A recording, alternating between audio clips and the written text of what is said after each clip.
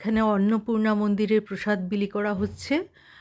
আমরা এখানে আসার আগে তালপুকুরে অন্নপূর্ণা মন্দির দর্শন করে পুজো দিয়ে আমরা তারপর এখানে এসেছি। আমাদের এক বন্ধু ইন্দ্রাণী চন্দননগরে থাকে। ও ওখান থেকে চন্দননগরের বিখ্যাত মতিচুর সন্দেশ নিয়ে এসেছিল। এটা আর কিছুই নয়, মাখা সন্দেশটাই এইরকম গোল করে সন্দেশের আকার দিয়েছে। খেতে ভালোই, সবাই মিলে খেলাম মজা করে।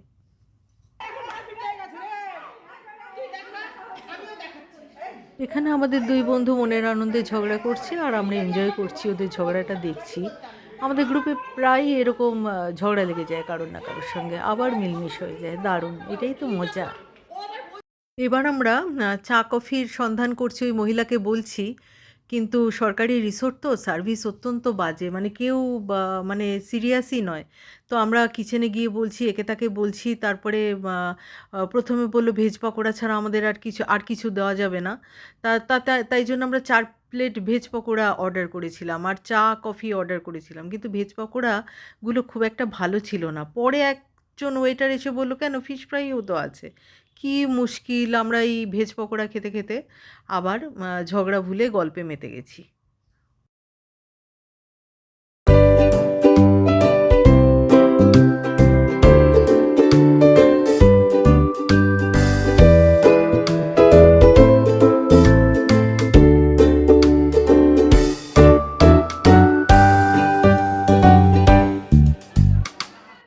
এই যে ফিশ ফ্রাই এসে গেছে, কিন্তু ফিশ ফ্রাই দেখে খুব মনটা উৎফুল্ল হয়ে গেল। সবাই মিলে আমরা খুব খুশি। স্যালাড দিয়েছে, তারপরে কাসুন্দি দিয়েছে। আমাদের এক রাউন্ড চা পকোড়া কিন্তু অলরেডি খাওয়া হয়ে গিয়েছে। কিন্তু ফিশ ফ্রাইটা খাওয়ার পর মনটা দুঃখী হয়ে গেল, কারণ ফিশ ফ্রাইয়ের ভেতরটা কাঁচা, মানে মাছের গন্ধ বেরোচ্ছে, পুড়ের গন্ধ বেরোচ্ছে, মানে কী যে জঘন্য! মানে একটা ফিশ ফ্রাইও ঠিকমতো ভেজে উঠতে পারছে না। যাই হোক, আমরা ওই মনের আনন্দে খেলাম।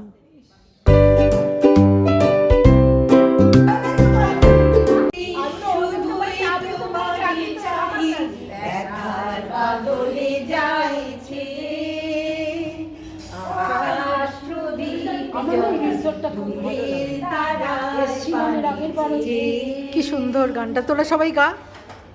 এই ভাগ কি রে, আমি চলি দিশাহীন রাত্রি, তুই চলে আঁধিয়ার রাত্রি।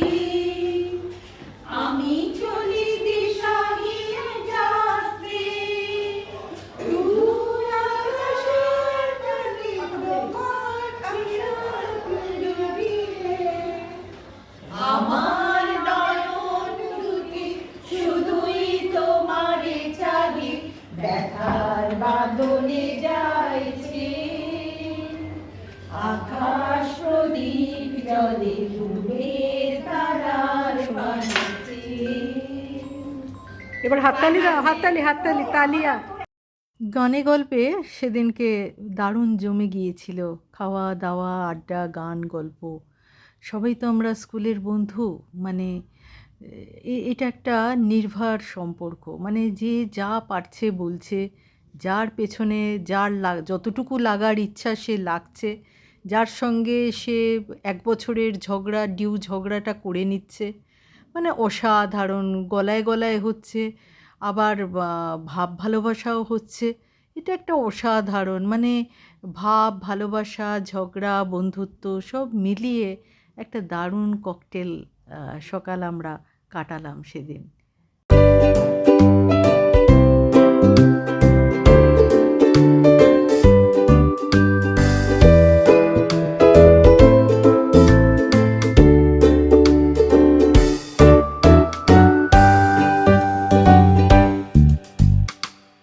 এরপর আমরা ভেতর ছেড়ে বাইরে চলে এসেছিলাম। এই যে বাইরেটা, গঙ্গার ধারে একটা অসাধারণ অ্যাম্বিয়েন্স, আর ঠান্ডা হাওয়া, আবার শীতকালের মিঠে রোদ্দুর, নরম সাদা রুপোলি রোদ্দুর, ওদিকে গঙ্গার চিকচিকে রুপোলি জল।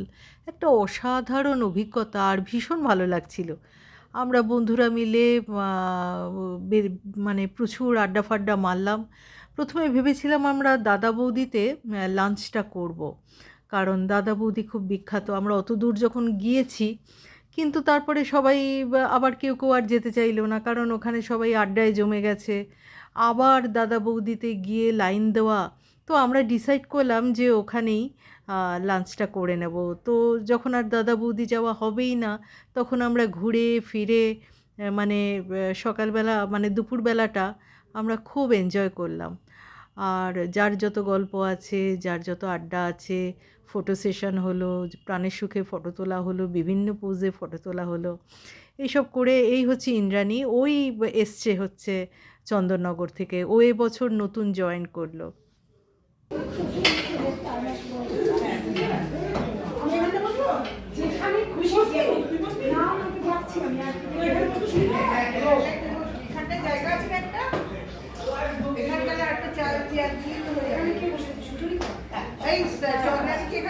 এই আমরা আবার ঘুরে ফিরে আড্ডা মেরে আবার লাঞ্চে বসে পড়েছি।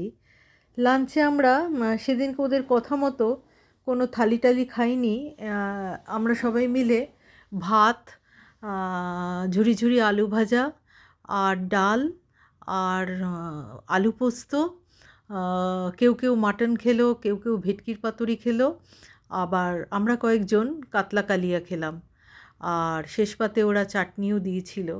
আমরা কোনো মিষ্টি ফিষ্টি নিইনি, কিন্তু খাবারটা ওরা আমাদের ইনসিস্ট করলো যে ওদের ওখানেই লাঞ্চটা করতে। বললো এখানে লাঞ্চ করুন, আমরা আপনাদের খুব ভালো খাওয়াবো। কিন্তু খাবারটা আশানুরূপ সেরকম ভালো ছিল না, মানে ডালটাও সেরকম ভালো না, কাতলা মাছের কালিয়াটাও আমার ভালো লাগেনি। যারা মাংস খেয়েছে বললো মাংসটা সেদ্ধ হয়নি, মানে রান্নাটা একদমই ভালো না, রান্নাটা খুব একটা ভালো লাগেনি। এই হচ্ছে, আবার দুঃখী হয়ে গেলাম। মোট কথা খাওয়া বাদ দিয়ে আর সব কিছু খুব সুন্দর।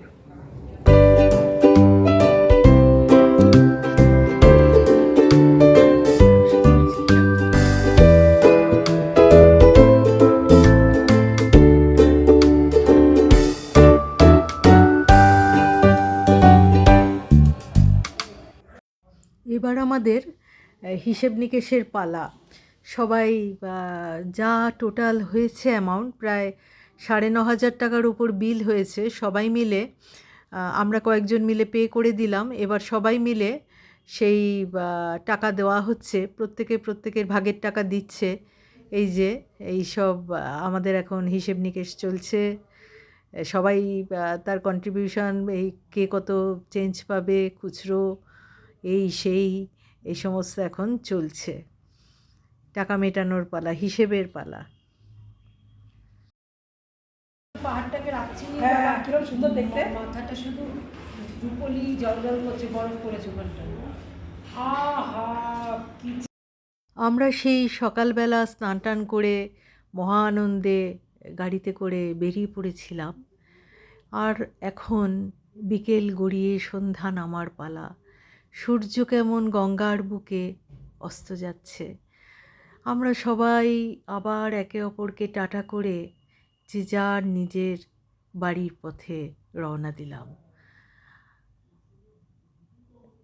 সূর্য আস্তে আস্তে পশ্চিমে ঢলে যাচ্ছে, আর আমরাও বাড়ির পথে।